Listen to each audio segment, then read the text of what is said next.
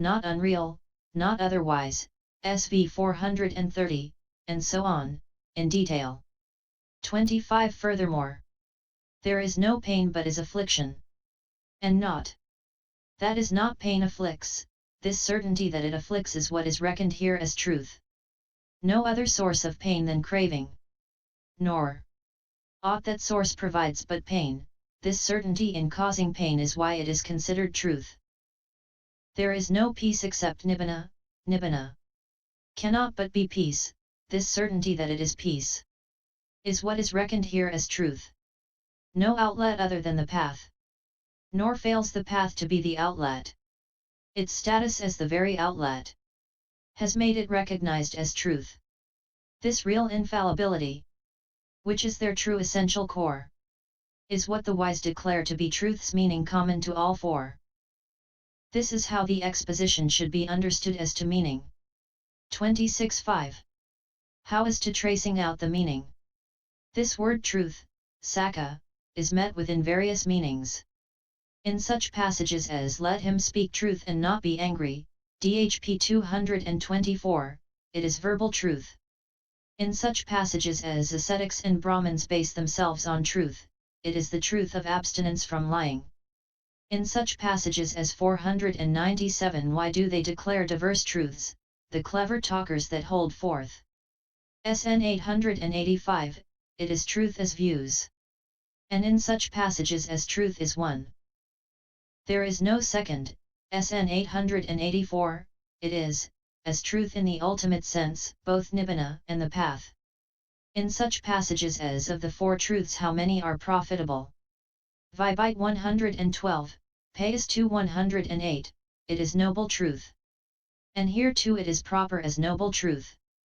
This is how the exposition should be understood as to tracing out the meaning. 27.6. As to neither less nor more, but why are exactly four noble truths stated, neither less nor more? Because no other exists and because none can be eliminated. For there is none extra to them, nor can any one of them be eliminated, according as it is said, Bhikkhus, that an ascetic or Brahman here should come and say, this is not the truth of suffering, the truth of suffering is another, I shall set aside this truth of suffering and make known another truth of suffering, that is not possible, and so on, and according as it is said, Bhikkhus, that any ascetic or Brahman should say thus, this is not the first noble truth of suffering that is taught by the ascetic Gautama, rejecting this first noble truth of suffering, I shall make known another first noble truth of suffering, that is not possible, SV 428, and so on. 28. Furthermore, when announcing occurrence, that is, the process of existence, the Blessed One announced it with a cause, and he announced non-occurrence as having a means thereto. So they are stated as four at the most as occurrence and non-occurrence in the cause of each. Likewise, they are stated as four since they have to be respectively fully understood, abandoned, realized, and developed, and also since they are the basis for craving, the cessation of craving, and the means to the cessation of craving, and also since they are the reliance depended upon, the delight in the reliance, removal of the reliance, and the means to the removal of the reliance. This is how the exposition should be understood here as to neither less nor more.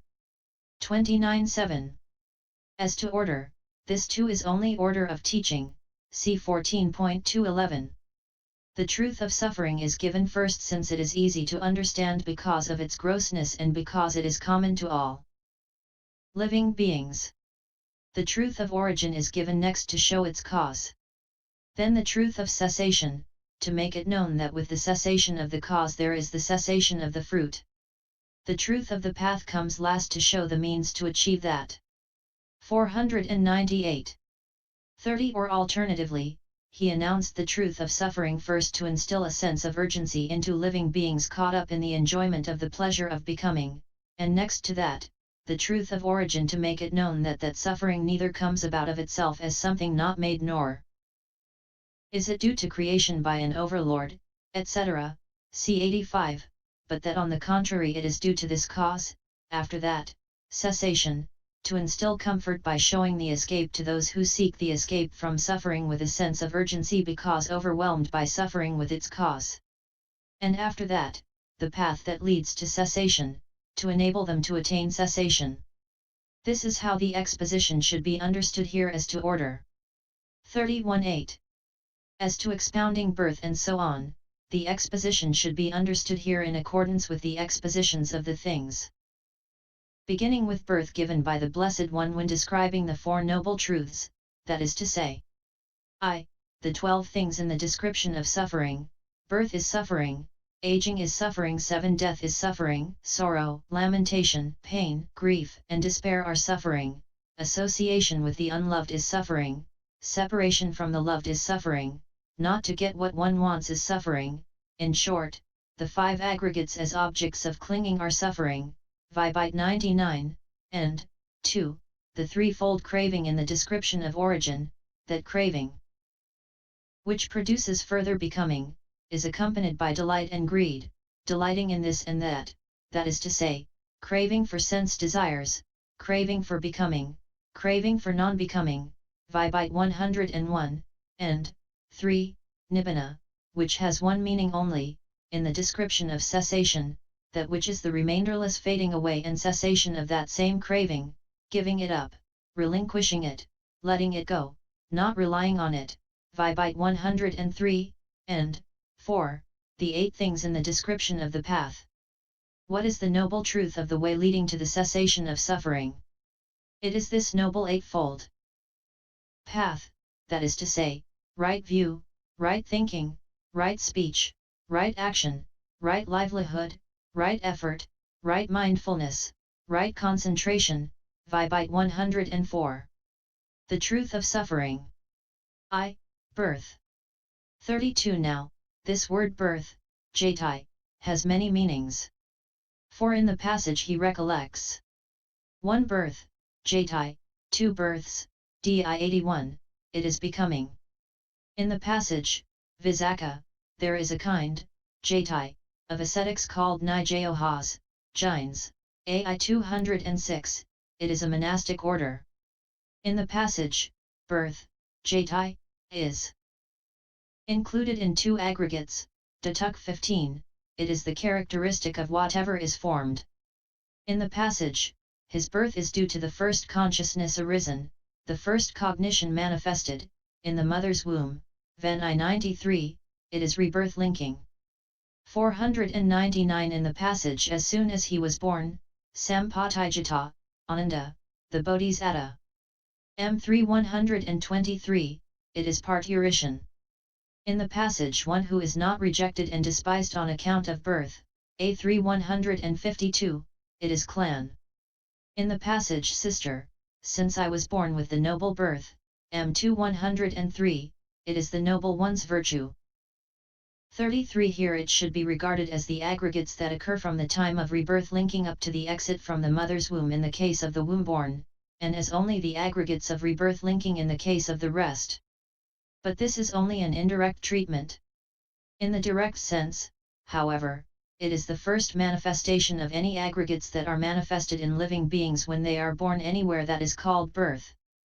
34 Its characteristic is the first genesis in any sphere of becoming. Its function is to consign to a sphere of becoming.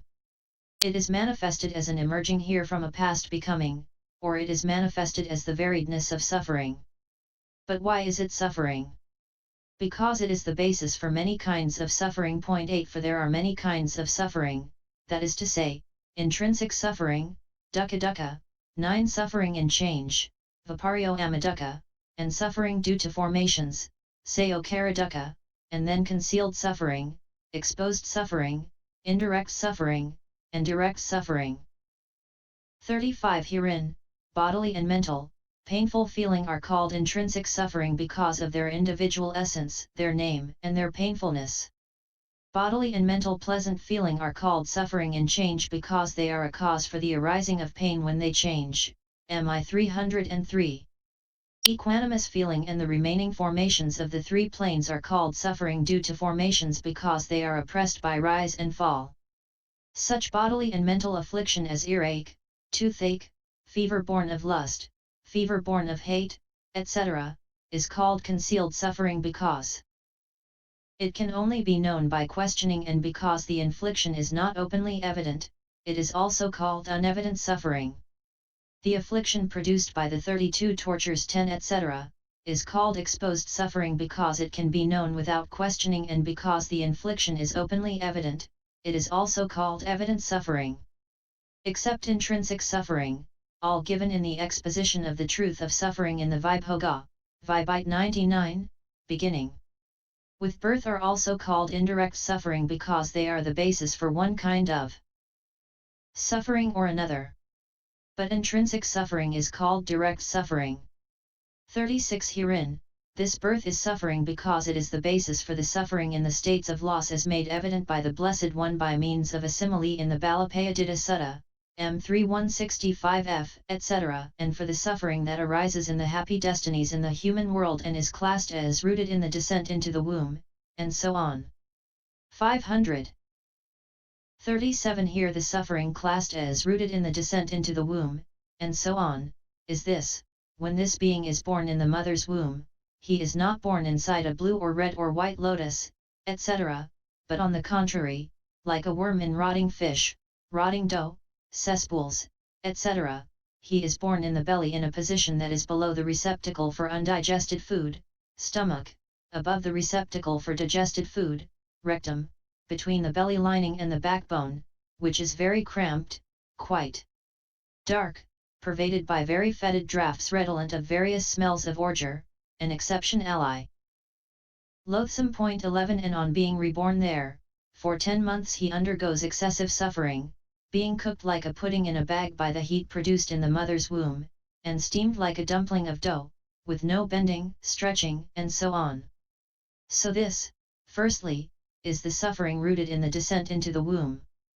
38 When the mother suddenly stumbles or moves or sits down or gets up or turns round, the extreme suffering he undergoes by being dragged back and forth and jolted up and down, like a kid fallen into the hands of a drunkard, or like a snake's young fallen into the hands of a snake charmer, and also the searing pain that he undergoes, as though he had reappeared in the cold hells, when his mother drinks cold water, and as though deluged by a rain of embers when she swallows hot rice gruel, rice, etc., and as though undergoing the torture of the lye pickling, CMI 87, when she swallows anything salty or acidic, etc., this is the suffering rooted in gestation. 39 When the mother has an abortion, the pain that arises in him through the cutting and rending in the place where the pain arises that is not fit to be seen even by friends and intimates and companions, this is the suffering rooted in abortion. 40 The pain that arises in him when the mother gives birth, through his being turned upside down by the kama-produced wine's forces and flung into that most fearful passage from the womb, like an infernal chasm, and lugged out through the extremely narrow mouth of the womb, like an elephant through a keyhole, like a denizen of hell being pounded to pulp by colliding rocks, this is the suffering rooted in parturition. 41 The pain that arises in him after he is born, and his body, which is as delicate as a tender wound, is taken in the hands, bathed, washed, rubbed with cloths, etc., and which pain is like being pricked with needle points and gashed with razor blades, etc., this is the suffering rooted in venturing outside the mother's womb. 501.